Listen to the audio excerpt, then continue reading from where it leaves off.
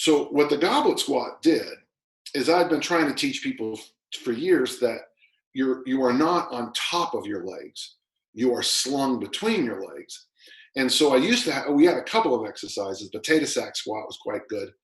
But once I realized that if I just had the athlete target driving the knees out with the elbows, everything happened.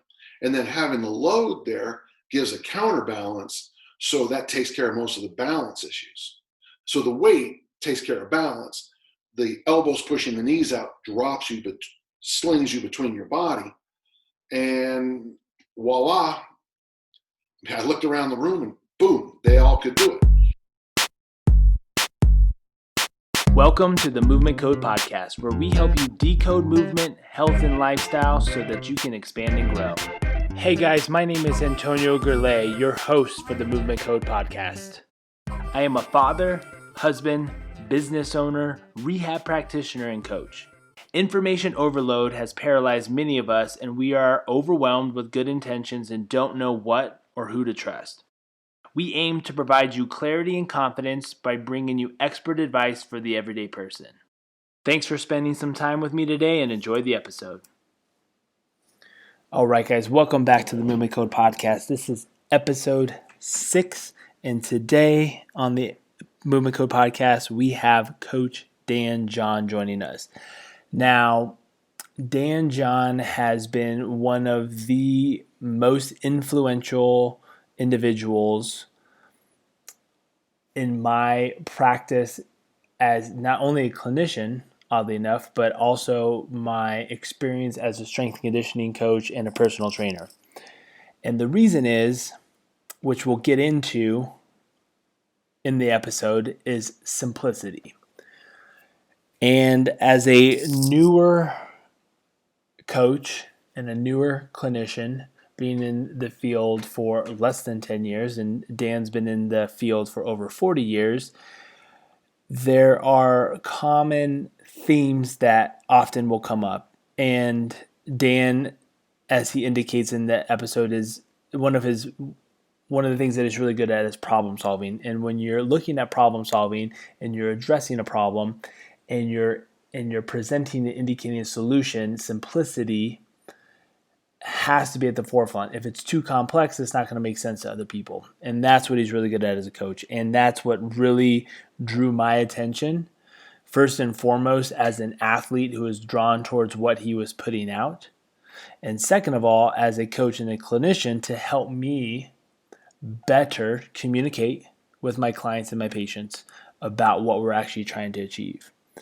Now, with that, we go over some of the influences that he's had aside from that in the strength and conditioning field, such as the goblet squat and loaded carries. So we'll dive into that a little bit. But to be honest, this was when I first decided to do the podcast, number one on my list of people that I needed to have on the show was Dan John, just because it's just made such a difference on how I view things. And I really, really think that you guys who have enjoyed the show thus far will really take a lot from this, because a lot of how I communicate, much of how I present information, and really a lot of just the foundational knowledge that I have towards my approach for what we do for movement and coaching comes from Dan John. So without further ado, here is the episode, and I really hope you guys enjoy it, because I had a blast talking with Dan, and I hope that we can bring him back to the podcast soon. So enjoy, guys. All right, welcome to the Movement Code Podcast, folks. My name is Antonio Gerlay. On our episode today, we have Coach Dan John, which I am super thrilled about. He has been very influential on how I train clients and treat my patients here in my office. So I am very excited for this episode. Excellent.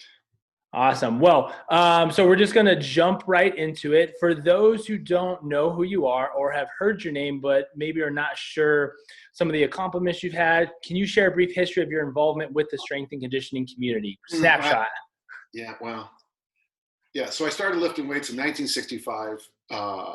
started coaching in 1979, and just been around for 41, 42 years. And I like to solve problems. That's my favorite thing to do.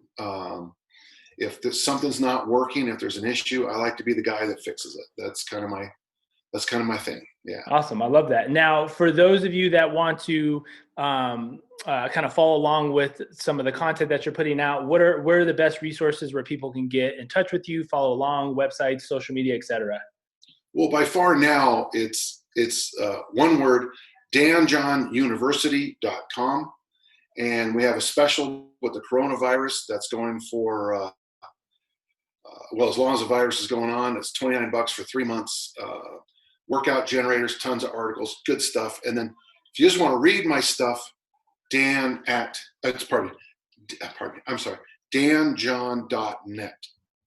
Let me just make a little note here. Okay. I'm sorry. I've got family members downstairs yelling. So, yeah, so those are the two best.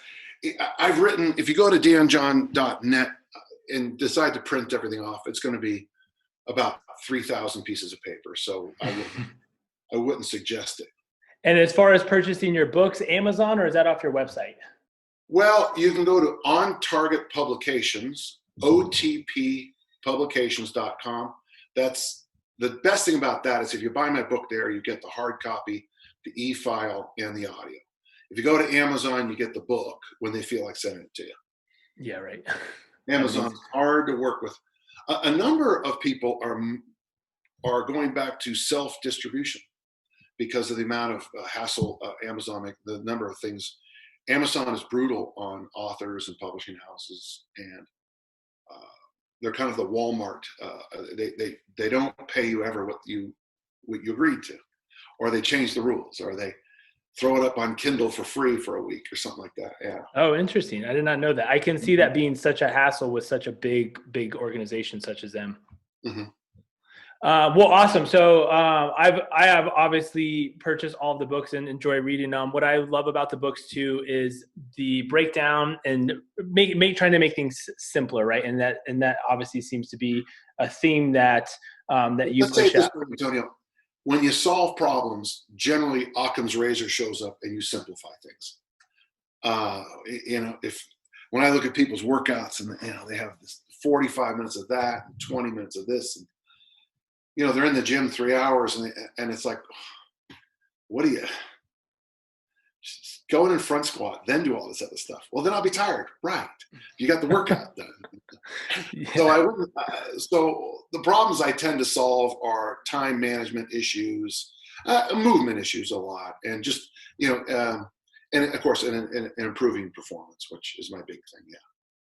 Yeah. And that's so vital too. And, I mean, I'm kind of jumping ahead on some of my questions here, but I like how you mentioned that is you have brought up this concept of season of life training multiple times. When things are tight enough to get a workout in, how do we maximize time for training, as well as what I think is also important is warm-ups. As we see, a lot of people are doing not only extensive training sessions, but their warm-up sessions take 30 minutes plus. Right. And then you have to ask yourself, I actually wrote an article years ago called "The Warm-Up is the Workout." When I work with big teams, very often the warm-up is the thing designed to get them tired. We go through every movement I can think of, push, pull, hinge, squat, loaded carry. We do goblet squats, we do push-ups, we do crawling. And by the time you get to the workout, which is just 2 lifts, people are like, yeah, boy. Because most people, for whatever reason, equate sweating to proper training. And we just can't seem to get any push on that at all. And I don't know how we're ever to get that fixed. I just don't know how we're ever going to get that fixed. People still are like, if I'm exhausted, I'm gonna get in better shape today. And it's just not true. That's the big thing for hot yoga. I get into a big sweaty mess and I stretch for an hour and a half. But what did you do? I mean, are you better at moving couches? Well, I know the couch is too heavy. Well, then did you really progress? So it's it's something you have to push in this field, push against a lot.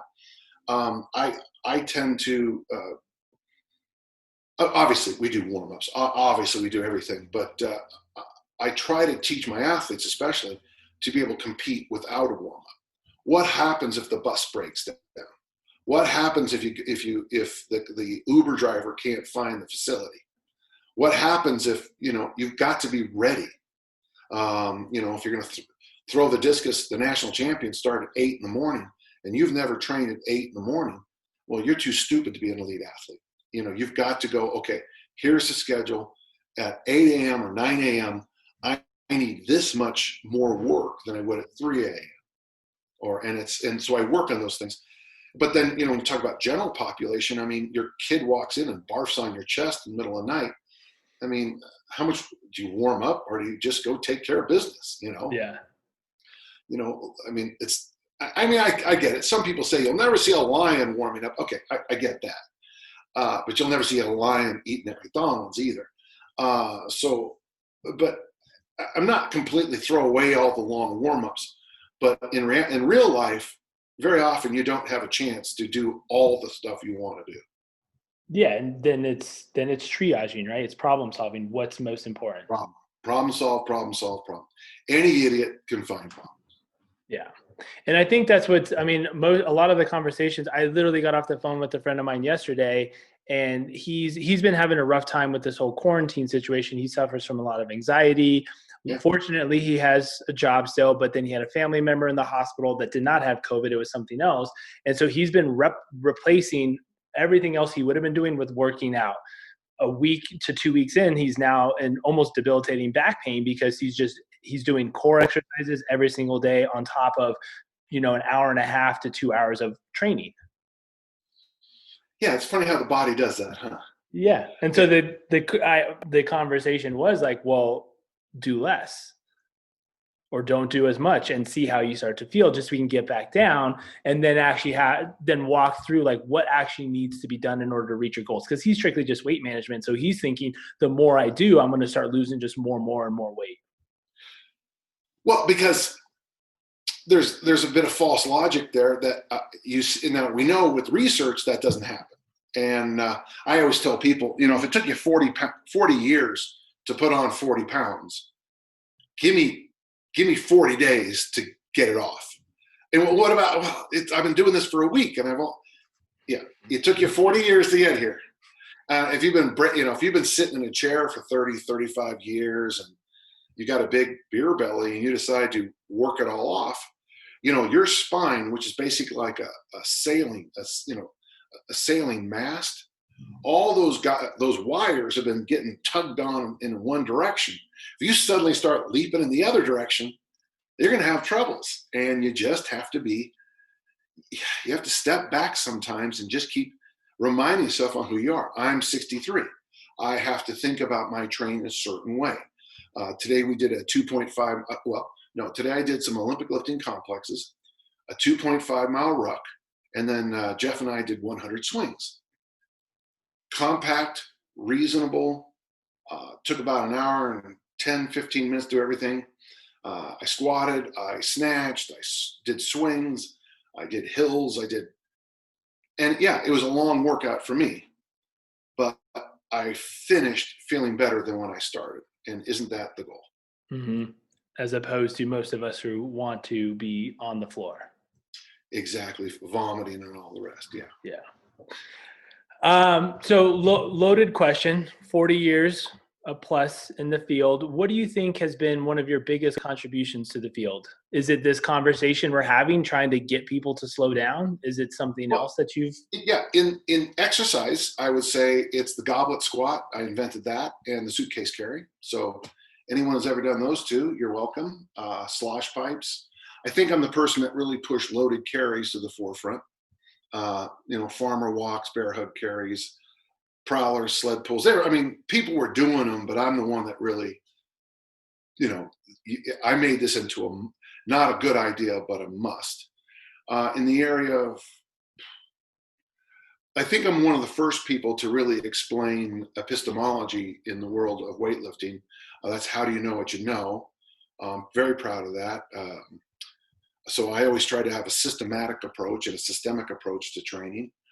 Um, would be the big ones. I think some of the terms I use, like we have a phrase called bus bench and park bench workouts that you'll see. Just real quick, folks, for those you don't know, a bench is a bench is a bench. When you take that bench and you put it in front of a bus stop, you expect something to happen, the bus to come by. When you take that same bench and put it in the middle of a park, you don't have any expectations. So I break workouts into two kinds. Your friend here who's hurting himself trying to lose weight, he's got a bus bench mentality. He expects something to happen, which is great unless something doesn't happen. Well, the park bench mentality is, and that's mostly my training, if I'm not peaking for something, I'm park benching. I go in, I get it done. I really don't judge my workouts very much at all. I mean, I just go in, take care of business, smile a little bit, hey, that was great. And then, roll.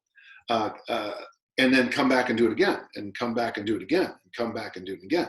I've been doing this since 1965. When you do it that many times, you end up being kind of scary strong and able to pick up any couch in the world. But most people want, okay, I want to lose 40 pounds. And of course, the great question, and it's one of my books. Well, now what? You lost 40 pounds. Well, now what? Well, then, I don't know. Thank you, because that's the key. That pause after now what is the key. You get that goal, and then what? And it's true in every aspect of life. I'm sure you have listeners who are like, yeah, we did the whole ceremony, we spent all this money, spent $100,000 on the wedding, and then we got in the car and we looked at each other and we said, now what? So I think you better answer the question of now what long before you get in that in that car on the way away from a wedding. Yeah. No, I think that's a really interesting point, because so many of us go in with the expectation of fitness, exercise, or training with you have to have an intentional goal. And I think it's also maybe pushed on people in certain maybe societies or gyms or whatever to a certain degree. But there was a point where I was literally doing a lot of what you said. Is like, I don't have the time or the resources right now to really, or even any expectations to be hitting any particular goals. And I just work out. I just do the things that I enjoy doing. I hit some of the areas that I know I need a little bit of effort on. But I think it does get pushed on us a lot to have goals and expectations, especially when it comes to training, rather than maybe changing the conversation to consistently getting in 5-6 days a week. Well, and we're at dinner last night, and whenever my daughter is, both my daughters are very successful. They're both, but they're also into fitness, and people, when we come around, people always say, "Was it okay to have dessert?" It's like, please stop with this. It's not that dessert. It's the 365 days of dessert. If you decide to go to a wedding and drink too much champagne, that's fine. Just you can't be in that mentality all the time. If at every meal you had protein, veggies, and water, 2, 3, 4 times a day, and you slept 9 hours every night, and you trained not 5 or 6, but 2, 3 times a week, the bulk of people's dreams would come true. Mm-hmm. But they're always, they want to be on Kim Kardashian's liver cleanse or some other nonsense. If I had a full-time person who put makeup on me and Photoshop my pictures, I would look a lot better.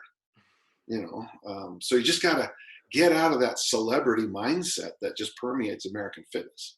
Yeah, because you're active on social media, and I try to be active on social media. I think that's what's so tough is when you search any one thing. Like if someone is honestly trying to I want to improve my squat, you see squats and you see, anything tag hashtag with a squat, you get into this celebrity mindset of body image, weights, and, accolades of whatever else you want to put upon it. It's very challenging for anybody, let alone just the general population consumer, to get that. Exactly. It can be very difficult. Right. So I love how I wanted to bring up, I've seen videos of you describing this before, but how did you come across the Goblet Squat, and what do you think are some of the the most beneficial aspects of the goblet squat that make it more of a necessity than something that someone should just tinker around with? Once again, it comes back, Antonio, to problem solving. When I was first coaching, like at Utah State, and we'd get in a freshman thrower who did kind of a quarter squat or a half squat, that weird high school where it's a good morning bent, slightly bent knee thing. Well, I could work with that kid one-on-one, just for the next 4 years, really. And then if I only had 2 or 3 athletes, they would help each other. And, when you're working like that, and that's easy. Well, when I started working again with large groups of teenagers, at one time I had a class with 65 and you're by yourself, well, you can't walk them through it like that. And I watch coaches. In fact, it's funny. I watch films of a coach. He'll get there and you got to make sure that they'll do all these things. You got to make sure, see, it feels good right here. You pull it down the rack like this. You step back. See what I'm doing? Step it back. And well, that's great, except none of the athletes are moving. The coach is moving. No one of the athletes are moving. So what the goblet squat did is I've been trying to teach people for years that you are not on top of your legs. You are slung between your legs. And so we had a couple of exercises. Potato sack squat was quite good. But once I realized that if I just had the athlete target driving the knees out with the elbows, everything happened. And then having the load there gives a counterbalance. So that takes care of most of the balance issues. So the weight takes care of balance. The elbows pushing the knees out drops you, but slings you between your body. And voila, I looked around the room and boom, they all could do it. I did a cert one time when I was first learning kettlebells, and they couldn't get one of America's greatest athletes to do a squat. So finally I said, can I try something? And I walked up and I said, just push your knees out with your elbow. Well, she dropped down into a perfect squat. And the one guy walks up and says, these aren't the droids we're looking for. What did you do? and then immediately after in the kettlebell certifications, they all teach the goblet squat. I'm the only participant, I think, ever to teach the movement, because then I taught the whole group how to squat. Yeah, that's awesome. Well, I mean, but it's one of those things. That's how you learn, man. Yeah. So the suitcase carry, we didn't have enough equipment. So instead of doing farmer walks, we divvied it up and gave everybody one weight. Well, Stu McGill goes up to his lab and proves that that's one of the best things you've ever done. Interesting when people tell you they invented these movements. So I have the men's health articles on the wall in my gym when we published them, and they're like from 2002, 2003. And the one guy who claims the one lift didn't even start in the industry until 2009. So 7 years after I had an article in Men's Health, he invented goblet squat, which I've always thought was funny. Yeah. Yeah, got a couple years where it's been doing it. Yeah. Well, I love the goblet squat. I see primarily in my practice as a rehab practitioner is lower back pain. That's honestly about 90% of my practice.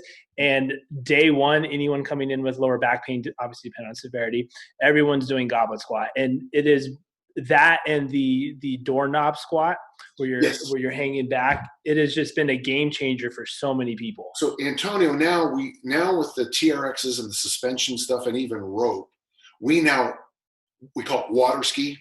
So the doorknob squat's still great, but now we just water ski. And of course, I also have a picture of me and I don't know if you've ever heard of Mr. Universe Dave Draper. Mm-hmm. I've got a picture of the two of us doing the exercise where we cross our hands like this. And that's sometimes how I teach it in big groups is we hold each other's hands, kind of a push me, pull you position, and we both counterbalance each other. And what's interesting about that is once you remove the load off of this, are the people be able to see this? Yeah. Okay, so once you remove the load off of this area of your body, many people will squat naturally. It's sometimes the load that throws off the pattern. So, and it's weird because in some exercises, the load will actually fix the problem sometimes. So it is kind of that's where kind of experience comes in coaching. People there's a phrase we always use in weightlifting, everything's easy until it's heavy. Mm-hmm. And sometimes heavy fixes issues and sometimes heavy destroys things. In the squat, heavy ruins things early. Yeah, no, I agree. And I think that's what, I mean, as you had mentioned, right? The load, not only the load in total, how it changes people's movements, but also the positioning. As we see clearly, the goblet squat, the offset load fixes so many movement faults and issues. And that's a lot of the conversation that we try to talk with people is the biomechanics of understanding lever arms and how to address or change your body's positioning to either maximize leverage and or making it beneficial to decrease leverage so you can get a response out of whatever body parts you're trying to work with to try to get things to do what you want. Okay. Um, so you had mentioned it very briefly and kind of ran through it. I would love for you to go through the basic human movement patterns again, because I think that is one of the most beneficial things I've taken from you. And I know listeners would find that to be very, very beneficial. Yeah. First off, most of your listeners probably don't even know that before Arnold, the educational bodybuilder, and Jane Fonda's Go for the Burn stuff, there was a whole system of weightlifting that had been around a long time and very successful. But once bodybuilding and kind of body composition took over the field, we moved into what I call Frankenstein's monster training. Triceps day, rhomboid day, leg day, So one of the things that really has been hard for me is to get American males especially to stop doing so much upper body work and realize the huge gap they had once you went past the navel. So push is separating from the environment. That can be your opponent, that can be the ground, that can be the barbell. Pull is embracing the environment. So that would be like a bear hug is a pull. A row is a pull-up is a pull, okay? Anytime you pull the environment towards you, that's the pull family. And someone raise their hand and say, what about vertical and horizontal? I'll say, shut up. Because the last thing most American males especially need is more upper body work. And then there's the squat, which we went over. It's basically maximum hip bend and maximum knee bend. And that's different from the hinge because the hinge is maximum hip bend, but just minimal knee bend. And that's how you, for those who don't understand it, just go do a standing long jump for as far as you can. You'll probably hinge perfectly the very first time. And if you practice the standing long jump, it might be as good a training for the hinge as anything you'll ever do in your life. And then there's the family, what I call loaded carries. Now, so there's carries and then there's loaded carries. Generally, and Tony, I know this will be confusing. We like to add things to every carry. So if you're doing farmer walks, we like a sled pull with it. If you're doing a farmer walk, wear a heavy backpack. If you're doing a bear hug carry with 100 pounds, drag a sled behind you. So that's the loaded carry. And what that does is it really cuts back it cuts back on the volume quite a bit. You might be able to take two 50-pound dumbbells and go for a long walk with it. But if I add a sled to it, it changes the dynamic entirely. Mm-hmm. And loaded carries, and it's funny, don't I have it? Yeah, I have it right here. It's weird. I have it right here. This is my 2003-2004 journal, which I think in many ways was the most successful seasons of my life. And this is when I started loaded carrying. And it's funny at the end of it, every time I write a journal, in the beginning of a journal, I always put in, stuff I know. And at the back, I summarize this one here, July 2003, things that work. I'm a pretty simple guy. And you'll see here, remaining deadlift snatches, don't worry about it. Sleds, a weighted hammer throw, farmer bars. Sleds and farmer bars and that's the lesson of this season. And it took me a few more years to organize it into the waiter walk, the rack walk, the suitcase carry, the farmer walk, the deadlift walk, the loaded carries with sleds. It took a few years to get all that in. But just to organize it, to explain to other people. Intuitively, I don't want to brag, but I'm quite good at piecing things together. Okay, take this, I think that's interesting. I'm more of a chef when it comes to coaching than a cook. I'll take what's available and make a program from that. I don't show up and say, do you have the Nautilus Duo pullover machine? No. Oh, then I can't coach you. I'll walk in and you'll have, a Clorox bottle and 2 bricks, and I'll put together a program from Clorox bottles and 2 bricks. And it'll be better than most of the crap you see online anyway. Yeah. So it's a good. So one of the things for the listeners, if you are training at home, well, first, I hate to say it, but danjohnuniversity.com, the very first question we ask is, what equipment do you have? So from there, what equipment you have and what do you know? Those are the two big keys. Yeah. Yeah. And it's funny too, because you just run into this is people wanting, like, they want more. I'm like, well, you only have so much equipment. Like, while we don't need to add more exercises, you can create the variety of what you have by just doing these things and manipulating mathematics or whatever that is. But everyone is just like, well, when can we do this? Or when can we do this? It's like, we don't even have equipment for it. What are we going to talk about that for? Yeah, exactly. Yeah. Okay. Now, a lot of what we've discussed, right? The push, pull, hinge, squat, carries, while offloading or offsetting weights, there is an element of like anti-rotation and controlling bodies. So I have a whole family of things called anti-rotation lifts. So in the push, it's the one-handed bench press and the one-handed press overhead. In the pull, it's the single arm TRX row. Okay. Here's the interesting thing, though, as we've discovered, in the area of legs and stuff, it's bear hug carries and bear crawls are better they show asymmetry in the squat better than anything I've ever seen. If I could do it all again, so you do a bear hug carry, you're carrying 100 pounds in your arms like this, okay? And you walk for 10 feet, I say squat. You stop, you squat, and it's weird, you squat perfectly. You absolutely, because you can't think. Mm-hmm. You have to just drop. And the load is perfect, you slide right through. When it comes to the area of the hinge, for the anti-rotation work, the exercises we use are hills and stairs, because you can really see asymmetries when someone's going up. And then, of course, in anti-rotation work with the carries, the best one is the suitcase carry, the one-handed carry. That's like a suitcase. But yeah, anti-rotation is what we want to do in the weight room. I say no rotation at all.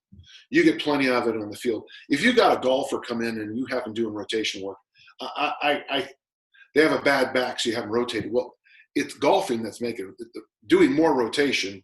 So I would have them do suitcase carries or planks or something like that, the stuff Stu McGill teaches. And then I would, try to improve their form, to see if we can build up that system and then improve the technique so it's not so injurious. Yeah, so I'm glad you raised the anti-rotation, but I had to, as a thrower, I used to throw 10 to 15,000 times a day. The last thing I needed was more rotation work. I needed anti-rotation work. So we leave the rotation to the sport. Yeah, yeah, I think. And it's not a terrible idea as a discus thrower to throw left-handed sometimes, or if you're a golfer, go to the driving range and hit, lefty. I don't think that's bad. In fact, I think you'll actually learn some interesting things. You'll learn, and especially out of my friend Ben Tuma, he became a very good left-handed discus thrower because he thought it carried over better to right-handed throwing. Whatever he learned left-handed was instantly understood by the normal way. And I thought, isn't that funny that's how the brain works? I don't know if you know about that bicycle. So that some guy made a bicycle that when you turn it, it goes the other way. I did not heard of that. And he will give you $100 if you can pedal it for 10 feet.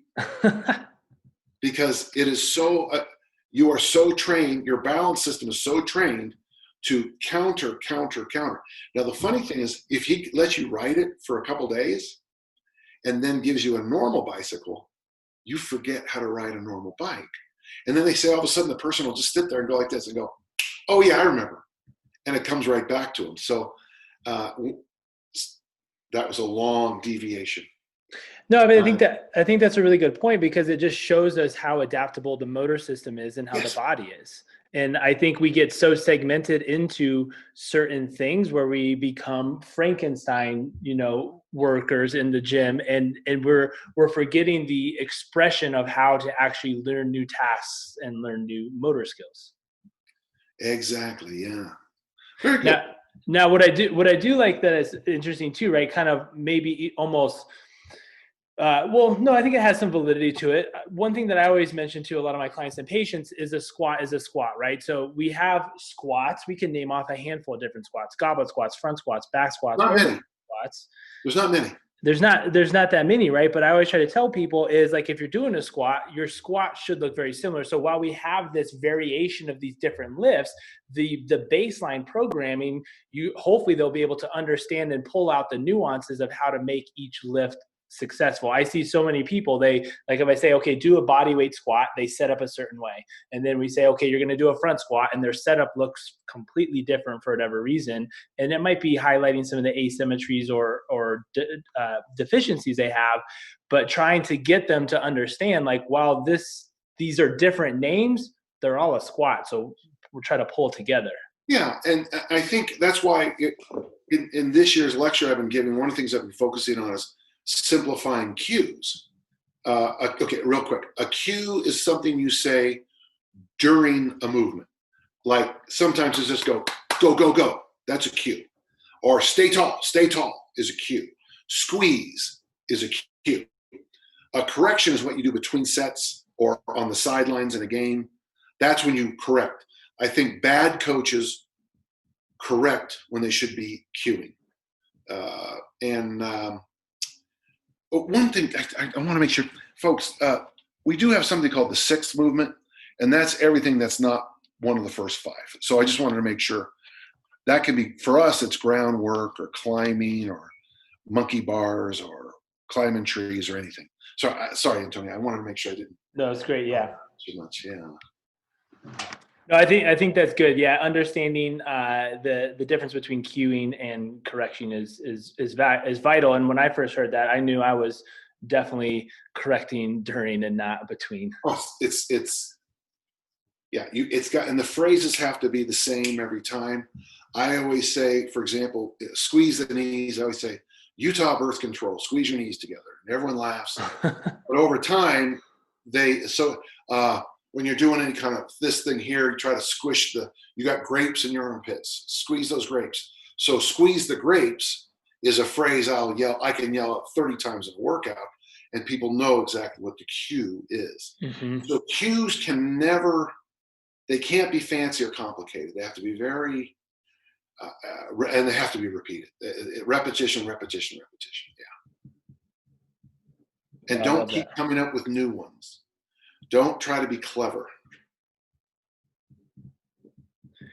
Well, I have exhausted the questions that I wanted to ask you. Is there anything, actually I have one on top of my head, is there anything recently that you've kind of come across or discovered in your own training? I know you've been doing this obviously for years, nothing that's been totally novel or new, but anything recently you're kind of playing around with? If the people type in 30-30 for 30, they can follow along my workouts on YouTube. Dan John 30-30 or something like that. But it's 30 seconds on, 30 seconds off for 30 minutes. And so they'll be able to see us, right? Mm-hmm. Okay. So like this weekend on Saturday, we did we did 5 spine stretches. Long stretch, left lat stretch, right lat stretch, stony stretch, left knee down, stony stretch, right knee down. But then a hip hinge. So hip thrust, Bulgarian goat bag swing, or kettlebell swing. So 30 seconds of the long stretch. Rest 30 seconds, 30 seconds of swings. Rest 30 seconds, lat stretch. Rest 30 seconds, swings. Rest 30 seconds, right lat stretch. Rest 30 seconds, swings. Rest 30 seconds, stony stretch left. Rest 30 seconds, swings. Rest 30 seconds, stony stretch right. Swings, repeat three times. Now, doesn't sound like much. You go through that 3 times. I got about 340 swings in that workout, plus 5 spine stretching exercises. 30 seconds of a spine stretch is long. long time, man. So the 30-30 for 30 is the protocol. I use that with big groups. Easy to teach. Once you do the exercise once, you're just going to keep doing it. You could mix it. You could also do, I mean, I'm just spitballing here, so if it doesn't work, I'm sorry, okay? You could do push-ups. You could do glute bridge. You could do goblet squat. You could do march in place, left hand, march in place, right hand, with just hip thrust in between each one of them on the ground. And if all you had is a Clorox bottle or a brick or a heavy backpack, you can do every exercise there. So I like that because it's really good for training at home. The 30-second rests actually help you understand Einstein better, because in the beginning, 30 seconds is a long time. In the last 5 or 6 minutes, it's like, are you kidding me? Time to go again? But but as a coach, what I would do, I would cue you during the movement, and then I would correct you during the 30-second rest periods. Cue, correct, cue, correct, cue, correct, cue, correct. And it actually, I think it improves your coaching to do workouts like this, yeah. Because it teaches you, no, go ahead. Oh no, sorry. I was going to say, and I would say as an athlete, this is also an opportunity for people this is 30 seconds of audit. What felt good in that last movement? What performed well? What didn't perform well? Exactly. And so I'm excited about that. I'm excited about my websites. I've been online since 98. I've been teaching online with Columbia College, Missouri since 98. So I feel like I understand online education.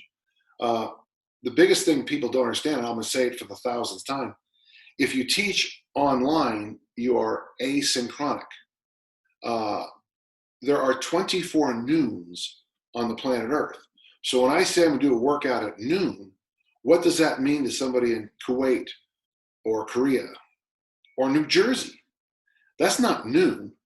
And so one of the things you have to learn online education is right now, you and I are talking. This is now. Somebody might be listening to this on their way to work in a few days. That's their now. That's what online education is all about. Now is when you pick it up and listen. So it's been, so my ability to understand that, I think, has really helped me share proper training during this time of COVID-19. Yeah, that's interesting. I mean, I'm already hearing of universities for at least the fall semester, as well as some putting out for 2021, that they are going fully online just due to not knowing what's going on. What are some of the biggest, I guess, we know advantages for online training, but what are some of the tougher aspects to online training that individuals would need to take into consideration? What do you mean by that? Yeah, good question. So for instance, no. That's it right there. Yeah. So you email me, you say, Dan, give me a program. I email you back. I want you to do Nautilus double pullovers. I want you to do snatch 5 sets of 2. I want you to do leg extension. I want you to leg curl. I want you to do Bulgarian goat bag swings followed by bear hug carries. I don't know what any of those things are. Yeah.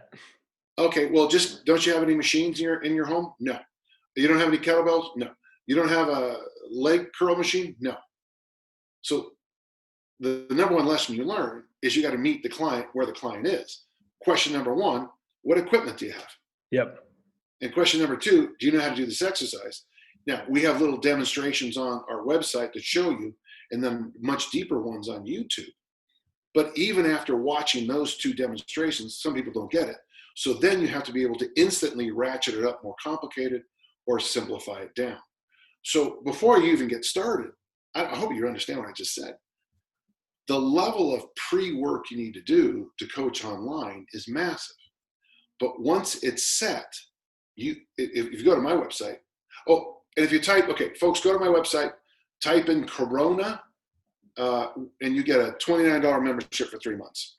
During this Corona thing, it's we're basically giving it to a cost. I'm sorry, it's $9 a month, but I can't be cheaper. But the very first question that the generator is going to ask you, what equipment you have? And you just, I got this, and this, or I have nothing. The next question, and then it spits out the workout, and you'll look at the exercises. Then you have to be able to, ratchet them up and in complexity, up and down.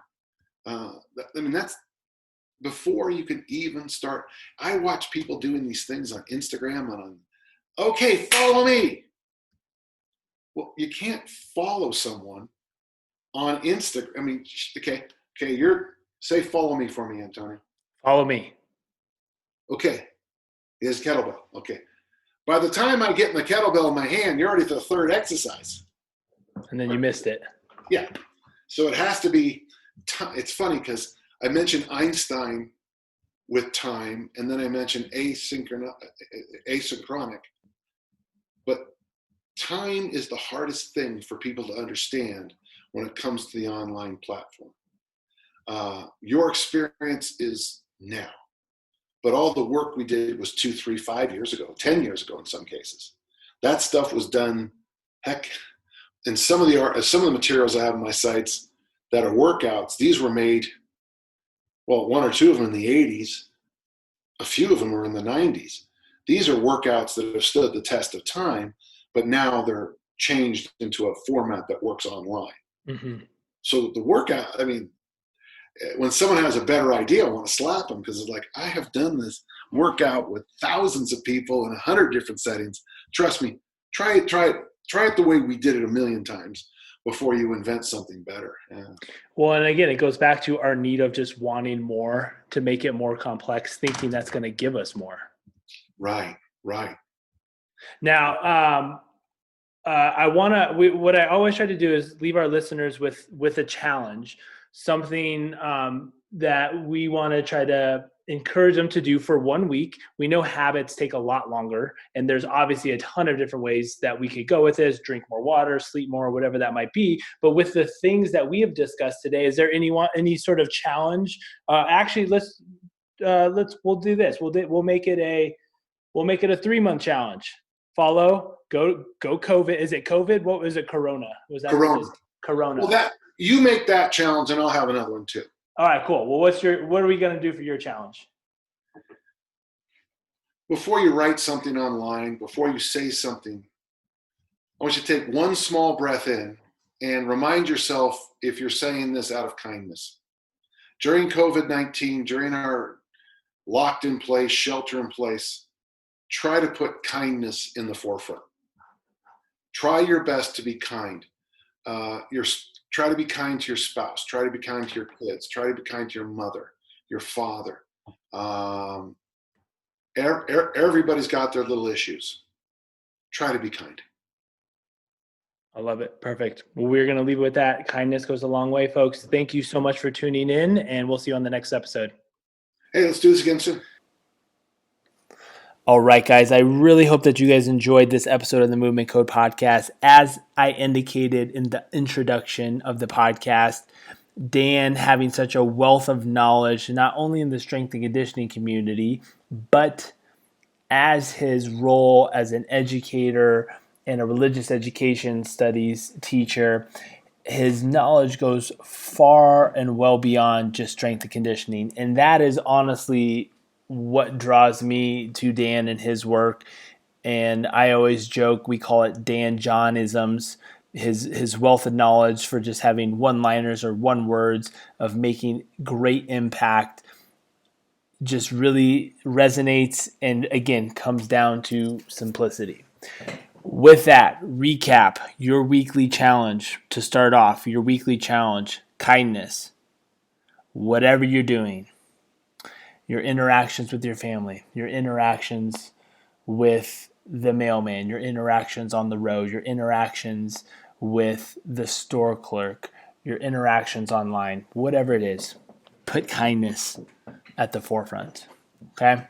Especially in this time that we're in right now, everyone is super stressed, regardless if you're stressed about COVID, but everyone's situation has changed, so we want kindness to be at the forefront. Now, I hope that you have also taken some of the gems that were in this episode to heart and that you can practice those in your daily movement. For instance, sweating does not equal workout, right? Super simple, right? We confuse doing more with the expectation of trying to get more. Sometimes less is more. Okay, we want to finish feeling better than when we started. Goblet squats. We should be doing them.